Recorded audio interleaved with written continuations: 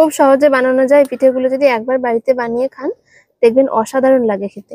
পিঠেগুলো দেখুন তেলে দেওয়ার সাথে সাথে কিরকম বলের মতন ফুলে উঠেছে। এই পিঠেগুলো খেতে কিন্তু খুব সুন্দর লাগে। আপনারা চাইলে এরকম শুধু ভেজেও খেতে পারেন। আর দেখুন দেখতে কতটা সুন্দর লাগছে, ফুলে একদম ডবল হয়ে গেছে। নমস্কার বন্ধুরা, প্রিয় রান্নাঘরের আরেকটা নতুন রেসিপিতে আপনাদের সকলকে স্বাগত জানাই। আজকে আমি কোনো রকম চালের গুঁড়ি বানানোর ঝামেলা ছাড়াই সুজি দিয়ে খুব সহজে 10 থেকে 15 মিনিটের মধ্যে একটা দারুণ মুচমুচে রসালো পিঠে আপনাদের সাথে শেয়ার করব, যেটা কিন্তু খুব সহজে বানানো হয়ে যায়। তো চলুন আজকের রেসিপিটা আপনাদের সকলকে শেষ পর্যন্ত দেখার অনুরোধ রইল। সুজির পিঠেটা বানানোর জন্য আমি এখানে 1 বাটির থেকে খানিকটা কম সুজি নিয়েছি। আর এই সুজিটা হচ্ছে একদম যে গুঁড়ো সুজিটা হয় সেই সুজি। তো যতটা সুজি নিয়েছি আমি ঠিক ততটাই জল দিয়ে সুজিটাকে 5 মিনিটের জন্য ভিজিয়ে রাখবো। 5 মিনিটের মধ্যেই সুজিটা খুব ভালোভাবে ভিজে যাবে। সুজিটা দেখুন 5 মিনিট মতন ভিজিয়ে রেখেছিলাম। তো 5 মিনিটের মধ্যে কিন্তু সুজিটা বেশ খানিকটা জল টেনে ফুলে গেছে। এবার আমি এর মধ্যে দিয়ে দিচ্ছি যতটা সুজি নিয়েছিলাম তার 3 ভাগ ময়দা, আর দিয়ে দিচ্ছি 1 চিমটে লবণ। এই লবণটা দিলে কিন্তু এর স্বাদটা আরেকটু ভালো হবে, কারণ মিষ্টির মধ্যে একটু লবণ দিলে তার স্বাদটা বেশ ভালো লাগে খেতে। দিয়ে দিচ্ছি 2 চামচ নারকেল কোড়া,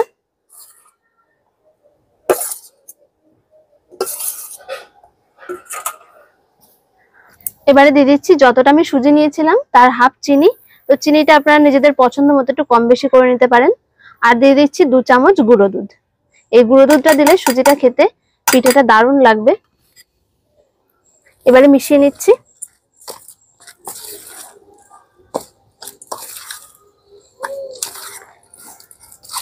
এটা মিশিয়ে আমি আরো 5 মিনিট মতন রেখে দেবো, যাতে চিনিটা খুব ভালোভাবে গলে যায় আর এর সাথে মিশে যায়।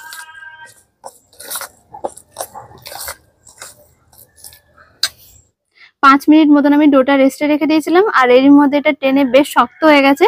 তো এবার আমি পিঠেগুলোর শেপটা দিয়ে নেব। হাতে একটু ঘি মেখে নিয়েছি। এবার অল্প করে একটু লেচি নিয়ে নিচ্ছি পিঠেগুলো শেপ দেওয়ার জন্য। আর আপনারা কিন্তু যেরকম ইচ্ছা সেই রকম ভাবে পিঠে শেপটা দিয়ে নিতে পারেন।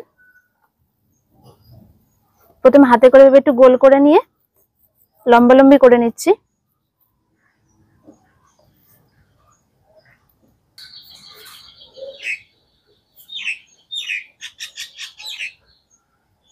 আমি পিঠের শেপগুলো ঠিক এরকম ভাবে দিয়ে নিচ্ছি। আপনারা চাইলে গোল গোল করেও দিতে পারেন, যেরকম ইচ্ছা আপনাদের পছন্দের মতন শেপ দিয়ে পিঠেগুলোকে তৈরি করে নিতে পারেন। একটা আমি তৈরি করে নিয়েছি, আর বাকিগুলোকেও ঠিক এইভাবে তৈরি করে নেব। বন্ধুরা, পিঠেগুলো খেতে কিন্তু দারুণ লাগে, একবার হলেও বাড়িতে বানিয়ে দেখবেন। আর বানানো কিন্তু খুব সহজ, খুব কম সময় লাগবে বানানো। পিঠেগুলো ভেজে নেওয়ার জন্য আমি কড়াইয়ে দিয়ে দিচ্ছি সাদা তেল, আর তেলটাকে মিডিয়াম করে গরম করে দিতে হবে। তেলটাকে মিডিয়াম করে পিঠেগুলো ভাজার জন্য দিয়ে দিচ্ছি।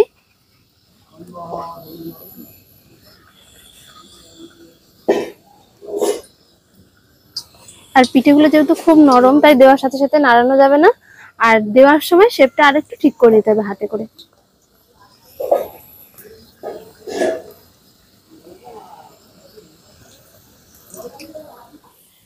পিঠের এক পিঠটা দেখুন ভাজা হয়ে ওপর পিঠটাও কিন্তু বেশ লাল লাল হয়ে এসেছে। তো এবার আমি উল্টে দিচ্ছি, আর এই পিঠেগুলোকে উল্টে পাল্টে লাল লাল করে ভেজে নিতে হবে।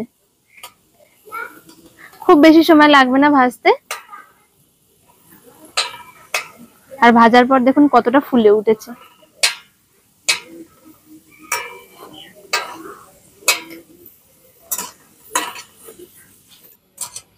পিঠেগুলো দেখুন বেশ এপিট ওপিট লাল লাল করে ভাজা হয়ে গেছে। এর থেকে বেশি আর ভাজবো না, এবার নামিয়ে নিচ্ছি তেল ঝরিয়ে। আর দেখুন দেখতে কতটা সুন্দর লাগছে, ফুলে একদম ডবল হয়ে গেছে।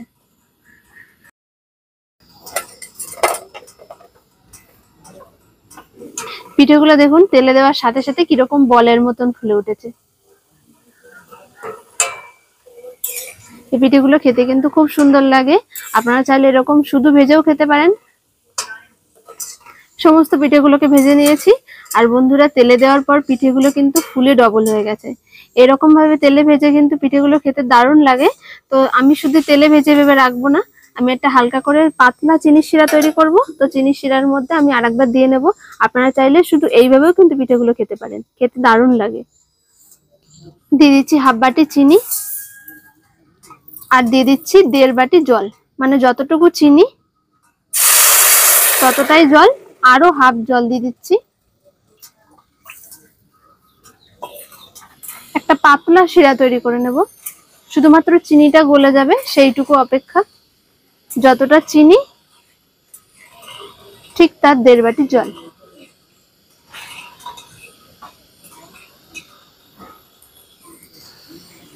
চিনিটা ভালোভাবে গলে গেছে, শুধু গলে গেলেই হবে, কোনো রকম শিরা তৈরি করার দরকার নেই, একটার কিংবা দুটার। তো এবার আমি পিঠেগুলো দিয়ে দিচ্ছি এক এক করে।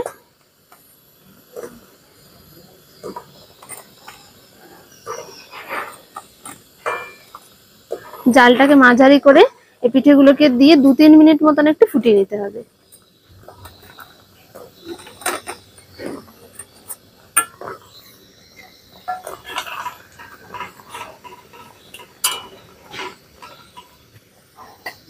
দু 3 মিনিট পিঠেটাকে আমি জাল করে নিয়েছি, আর দেখুন রসটা কিন্তু অনেকটা টেনে নিয়েছে। তো এবার আমি পিঠেটা নামিয়ে নেব। পিঠেগুলোকে নামিয়ে একটা প্লেটে সাজিয়ে নিচ্ছি। আর বন্ধুরা, পিঠেগুলো কিন্তু দারুণ রসালো হয়েছে, খুব সহজে বানানো যায়। পিঠেগুলো যদি একবার বাড়িতে বানিয়ে খান দেখবেন অসাধারণ লাগে খেতে। একটা পিঠে আমি দেখাচ্ছি পিঠেগুলো কিরকম হয়েছে। এই পিঠেগুলো দেখুন দেখতে কিন্তু দারুণ রসালো হয়েছে। সুজির সাথে আর কয়েকটা উপকরণ মিশিয়ে কিন্তু দারুণ এই পিঠের রেসিপিটা আপনারা একবার হলেও বাড়িতে বানিয়ে দেখবেন, খেতে কিন্তু অসাধারণ লাগে। আর এইরকম সহজ সহজ রেসিপি পেতে অবশ্যই আমাদের চ্যানেলটিকে সাবস্ক্রাইব করবেন। তো দেখা হচ্ছে পরের ভিডিওতে। সকলে ভালো থাকবেন, সুস্থ থাকবেন, নমস্কার।